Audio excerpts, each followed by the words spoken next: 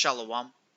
First and foremost, I want to give all praises, honor, and glory unto Yahweh, Bahashim, Yahweh Shai, Bahashim, Rahak Double honors to the Apostles of Great Millstone, and peace and salutations to the Akim who are tuning to these videos. And in this video, just going to be playing just these two YouTube clips going into how here in California, it's a hostile environment. And if you've been keeping up with the news in California, you got a whole bunch of shootings and attempted stabbings, a lot of looting, and the drug is running rampant. And all these things are just making this place more of a hostile living environment. And if you read that in Matthew 24, that these are going to be just as the days of Noah. And I'm going to read this real quick in Matthew 24. It says, verse 37 says Matthew 24 and 37, but as of the days of Noah were, so shall also the coming of the Son of Man be. For as in the days that were before the flood, they were eating and drinking, marrying and giving in marriage, until the day of Noah entered into the ark, and knew not until the flood came and took them all away. So shall also the coming of the Son of Man be. And although that people before the flood happened, everyone was in mirth and having fun, they were also dealing with debauchery, so much that it repented the Lord for all these things, and that's why he did the flood.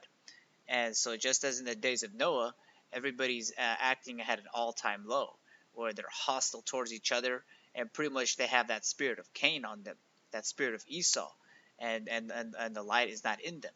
You're only really going to see the light amongst the remnants, because when Yahweh Shai returns, while all this is happening, just as it was in the days of Noah, and how he was saying that in Matthew 24, he is going to find faith on the earth, and he's going to find that here amongst the hopeful elect, those who are scattered throughout the four corners of the earth, who know and understand what we're speaking about. So I'm going to play this real quick clip right here, and the title of it says, former criminal explains why California can't stop crime. I really believe that our police force has decided to just say to hell with it, and they're just not really pushing the issue like they used to. They're not holding people accountable. So if I have a number of petty thefts, like more than 2, more than 3, at some point, there used to be the law when you had what's called a petty with a prior. And if you had enough of those, you could have a felony. They stopped that. So you can have 30 petty thefts on your jacket and never be sent nowhere for it, never be held accountable for it. But when I got out of prison, I was actually getting ready to go back doing, which was sell drugs and use drugs. Pro agent said they're gonna violate me and send me back to prison. Everybody said, you need to go to a program. So I went to a program. I went to Delancey Street. And actually, Delancey Street is what actually saved my life, because part of their philosophy is accountability and being responsible for your actions. Before that, I never did that. I never took responsibility for anything. I always blamed everybody on the planet for why I did what I did, and I'd make excuses for it. We have to begin to teach our communities and our folks how to take responsibility for their behavior, not make. All right, so as you can see, this former criminal, even he has something to say about how everything is at an all-time low here in California.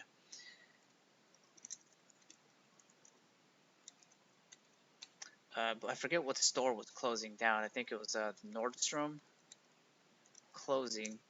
Yeah, so and I was before I was doing this video, I was reading a bunch of news articles going into how like all these Nordstrom stores and various locations are closing down. Like if you were to go to San Francisco, you can't really eat out there anymore because it's not a lot of good food out there, because all the good eateries are actually closed down.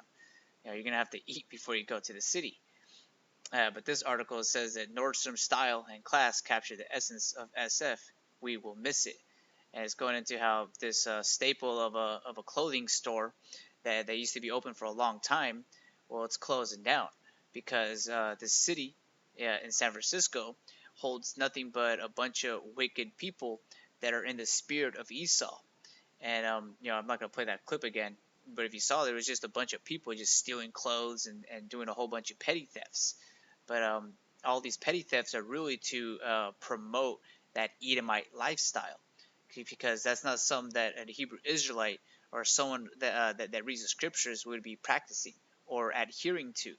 It's all these people that are pretty much living in a godless state of mind, that they're out here just pretty much being carnal and fulfilling the lust of their flesh.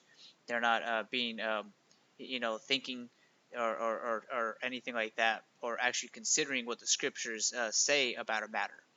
And one thing too is that because this word has gone out, a lot of judgment is going out too. Whether it be, if it's a security guard doing their job and taking down a person who threatened their life because they were stealing or what have you. All these people are pretty much marked for judgment. Because if you read that Ezekiel 9:4, that there's an angel out here sending a mark of exemption to those who sigh and cry for the abominations that are done down here. And this place in California, I remember growing up, it used to be pretty cool to live in, where you were able to do a lot of leisure activities. But now, if you were to go to the city in San Francisco, you're gonna have a bad time. You're gonna catch a whiff of some abominable stuff, and it's definitely not a place you want to take your kids there. And all the stores are closed, all the attractions are closed. There's literally nothing to do in San Francisco except for either A, preach the word of Yahweh Bashim Hawashai, or B, be a complete demon and do drugs or whatever. But over here, still in the Bay Area, then this news article or news video is a Danville man says he was attacked over a parking spot. He just goes to show you the amount of degradation that this society has gone down to. New at 10, a Danville man said he was punched repeatedly in the face by a driver who wanted his parking spot. It happened outside the Costco on Fostoria Way. That's where we find KTVU's Alyssa Harrington. She spoke with the victim tonight about what happened. Alyssa, how's he doing? That's right. I got a chance to sit down with him today. He has 2 black eyes, a sore shoulder, and a hurt knee, and injuries all over his face. I want to warn you that some of the images you will see in this story are graphic. Feeling like I got run over by a steamroller. Just look at this guy, man. It's just pure judgment. But then one thing too is that this is not how a man of the Lord is going to be acting, losing their patience if they can't find parking. Yeah, I know it's irritating when you don't find parking, but this is a tribute that's going to be found amongst the 2/3, that they're not going to have patience, and that they're going to be bold and actually going around attacking people. And this guy pretty much got beat up by somebody because he wasn't being patient looking for parking. And I remember a while back there was a guy who over there in Oakland got into a fender bender. The one who actually caused the fender bender pulled out a weapon and started shooting. It just goes to show you that like all these people, they're just ripe for the slaughter, and this society is ready to be destroyed because nothing is going to be able to bring this place back. There's just so much looting and death in this place, and drugs, that literally nothing is going to be able to bring this back. No matter how much money the government throws at this city to try to alleviate its wounds, this place is set for destruction now. It's only going downhill from here until Yahushua returns, when he puts that stubble out with those thermonuclear missiles. So I want to read this in Jeremiah 51, and I want to read verse 6. It says, "Flee out of the midst of Babylon, and deliver every man his soul. Be not cut off in her iniquity, for this is the time of the Lord's vengeance. He will render unto her a recompense." And so to the hopeful elect, they hear this word. These words that I'm speaking, and when we are out there on the highways and hedges, it is not going out void. No matter how many videos Vocab Malone or all these various bug outs come and try to diminish what we're trying to do, this word is gone out, and it's going to accomplish what it's done to, what it was sent to do. And even if all these people try to slow us down, because we're actually pointing these things out, we're showing these news articles and these videos, and we're saying that this is actually scriptural, that this is actually the environment that we're going to be experiencing during Jacob's trouble, right before Yahushua returns, just as in the days of Noah. But people don't like to allow us to equate those things. They don't want us to pretty much say that we're in the last days. But that's why we when we're out there in the highways and hedges, we're moved with fear, because we want the nation of Israel, of the hopeful elect, to get this word and be sealed, so that the destruction comes, because this place is hell. and like you can't even go around because of the fear of someone just beating you up for the littlest thing. And that's why we seek a kingdom to come. We want this place to be destroyed. That's why we're not really here mentally. Yeah, of course we're here physically. We have to work, for our daily bread and whatnot. But ultimately, we've already pretty much packed up our spiritual bag and luggages, and we're just waiting for that time of Jacob's trouble, or the last hour of our temptation, so that we could, Lord's will, endure through it and pass with flying colors and be delivered when Yahweh Shai returns, because that's what the 144,000 elect are looking forward. We're not looking for anything down here. We're looking for the uncorruptible crown. We have our eyes single, and part of looking towards Yahweh B'Shem Yahweh Shai is seeing Babylon fall. And so we're cheering when we're seeing Babylon fall, because we're not a part of it. We don't have any money. We don't have any stake here in Babylon. So whenever this place is falling and degrading, the men of the Lord are going to be cheering, and we're going to be laughing at its calamity when it happens. But in verse 7, it reads, Babylon hath been a golden cup in the Lord's hand, that made all the earth drunken. The nations have drunken of her wine, therefore the nations are mad. And so Esau has pretty much pushed his vibration out, because just as the king is, so are the people in this society. And this wicked king is not fit to rule. That's why we're waiting for the profitable ruler, where the nation of Israel is set in this place, because everybody down here are just as the king, and the king right now is Esau Edom, the literal demon of the nations. He literally doesn't belong down here. He's lower than the beasts of the field, and because of that, now everybody is drinking of his wine and philosophies. So pretty much they're all spiritually, or like I should say more, just they have the characteristics of an Edomite, and so they're going to be washed with that second flood, if you know what I mean. But verse 9, it says, we would have healed Babylon. Salakia, this is verse 8. It says, Babylon is suddenly fallen and destroyed. Howl for her, take balm for her pain, if so she may be healed. And that's why people are going to try to make this thing right. They're going to try to prop it back up, but ultimately that's not going to happen. Verse 9 says, we would have healed Babylon, but she is not healed. Forsake her, and let us go every one into his own country, for her judgment reacheth unto heaven, and it's lifted up even to the skies. And the judgment that Esau Edom has built up, it reaches all the way unto the heavens. He's done so much wickedness down here that when he's taken down, just like it says in Isaiah 14, when he falls as lightning, all these people, the heathen nations, they're gonna scoff at him, saying, "Is this the man that did shake kingdoms and do all these things? The feller who is chopping all these trees? Once he's put down, the trees are going to be rejoicing, because once he's going to be put down, no feller is going to be chopping them down indiscriminately." So this guy right here, Esau Edom, he's pushing out all these wines of fornications, and he's making all these people act like this, because none of these people consider the scriptures. They don't consider that this is the grace period, especially to the nation of Israel. The 2/3, they're going to hear this word and they're going to disregard it. But then the hopeful elect, they're going to hear this, and it's going to stir something in their mind to do something right, to actually pick up the Bible for once in their life and actually read and study to show themselves approved. And then with that, faith is going to come with works, because we all want the hopeful elect to be sealed. If it were possible, we would get the whole nation of Israel, but as according to the scriptures, and even just by seeing how our nation is, we know that's not possible. So that's why Yahweh B'Shem Yahweh Shai is only worried about 144,000 and the 1/3 to get this truth. All right, so this is Jeremiah 30, and I'm going to start at verse 7.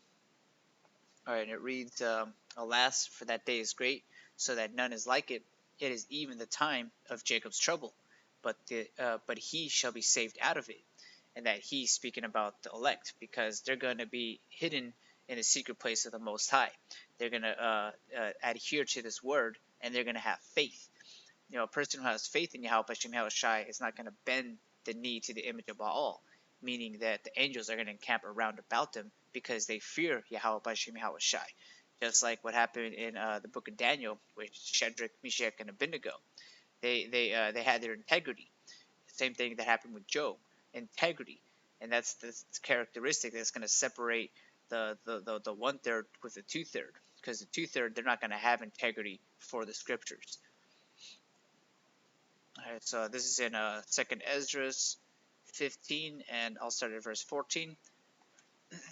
So it says, "Woe to the world and them that dwell therein, for the sword and their destruction draweth nigh, and one people shall stand up and fight against another, and swords in their hands." And so this is going into the the world wars, and also the people that are going to be attacking each other for the want of bread. It's going to be like a season of war amongst everybody. Anybody that you come up across in these times, I recommend you adhere to the Spirit, because it may not be for your salvation. It might be because you have to escape these certain people. All right, so in verse 16 it says, "For there shall be sedition among men, and invading one another. They shall not regard their kings nor princes, and the course of their actions shall stand in their power. A man shall desire to go into a city, and shall not be able," because the cities, one, they're going to be closed down with martial law, but then other various locations is going to be where a bunch of homegrown militias are going to be at, trying to survive and managing, without society. Because this is when all hell breaks loose during Jacob's trouble. There ain't going to be no food trucks driving to Safeway and restocking the food. It's because all these people, that's what's going to raise the tension. All right, so verse 18 it says, "For because of their pride, and the city shall be troubled, the house shall be destroyed, and men shall be afraid. A man shall have no pity upon his neighbors, but shall destroy their house with the sword, and spoil their goods, because of the lack of bread, and for great tribulation." And with the elect, we know and understand that Yahweh Bashim Yahweh Shai is going to feed his servants. And then even then, he might allow us to endure even without food, because that's the power that we're dealing with. That's the power that we worship. We know and understand that a crow can come and feed us if Yahweh Bashim Yahweh Shai deems it worthy for us to eat, or an angel can come, or one of the brothers might come with some food, or you just might stumble upon some food. But all these people, the 2/3 of the nation of Israel, they're not going to have that same blanket of protection. That's why they're gonna have to go amongst each other and steal each other's food, because the angels aren't going to be taking care of them. Yahweh Bashim Yahweh Shai doesn't have favor amongst them, and that's why they're going to be acting that way. And then here in Matthew 24, I just want to read here in Matthew 24 and 10. It says, "And then shall many be offended, and shall betray one another, and shall hate one another." So that's that tension that's being risen up. And verse 11 it says, "And many false prophets shall rise, and shall deceive many." And you can see that happening with all these various camps, all these various churches. None of them are speaking about what's about to take place in this world. And they're not speaking about how everything in the news correlates to something in the scriptures. So they're pretty much false prophets. They're giving you a prophecy that's not real, if they're even prophesying at all. All right, so verse 12 it says, "And because iniquity shall abound, the love of many shall wax cold. But he that shall endure unto the end, the same shall be saved." And so that's why we hope to be those of the hopeful elect, that we're scarcely saved, because we adhere to what Yahweh Bashim Yahweh Shai is telling us. We're getting our oil ready for the wedding, so to speak. And before I finish this video off, I want to read this uplifting psalm, because this is that mindset that we have to prepare ourselves, so that we're not wavering in faith, or we're not stumbling, or forgetting what we're practicing right now. So this is in Psalms 23 verse 1. It says, "The Lord Yahweh Bashim Yahweh Shai is my shepherd, I shall not want. He maketh me to lie down in green pastures, he leadeth me beside the still waters. He restoreth my soul, he leadeth me in the paths of righteousness for his name's sake. Yea, though I walk through the valley of the shadow of death, I will fear no evil, for thou art with me, thy rod and thy staff, they comfort me. Thou preparest a table before me in the presence of mine enemies, thou anointest my head with oil, my cup runneth over. Surely goodness and mercy shall follow me all the days of my life, and I will dwell in the house of the Lord, Yahweh Ba'ashem Yahweh Shai, forever. And when you sing these and you pray for with these psalms, you gotta believe them too. These aren't just written for nothing. These scriptures are written for aforetime for our learning, so that we can actually apply them when we have to. And you best believe when Jacob's trouble happens, you're gonna have to apply these scriptures. So with that, I'd like to give honor, praises to Yahweh, Ba'ashem Yahweh Shai, Ba'ashem Rachakodash, Shalom Akim.